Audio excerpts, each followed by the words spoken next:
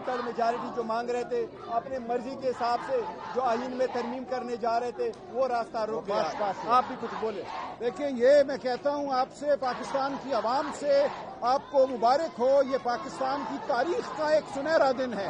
پاکستان کی تاریخ میں بہت کم ایسے دن ہیں جب طاقتور اور جابر کے ارادوں کو مات دی ہو عدالت نے، جو یہ چاہتے تھے کہ سیٹیں ہم سے چھین کر اور ہمیں مال غنیمت کے طور پہ بانٹ دیں اور آئین کا حلیہ بگاڑیں آئینی ترامیم کے ذریعے۔ ان کے ارادے آج پاش ہوئے ہیں، آج آئین کی فتح ہوئی ہے۔ یہ بہت بڑا دن ہے، یہ بہت بڑا دن ہے۔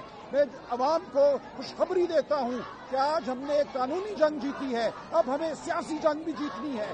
پاکستان کے عوام کا جو ارادہ تھا 8 فروری کو، اس کو سلب کیا گیا۔ اس ارادے کو ہم نے اب منوانا ہے اور ہم یہ جدوجہد جاری رکھیں گے۔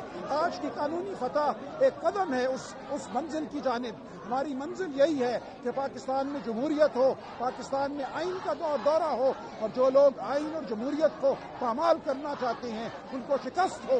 ہم کھڑے ہیں سیسا پلائی دیوار کی طرح، ہم ہر سطح پہ مزاحمت کریں گے۔ میں آخر میں پاکستان تحریک انصاف وومن ونگ کی صدر توول شاہ زیب صاحبہ کا بھی بہت شکریہ ادا کرتا ہوں۔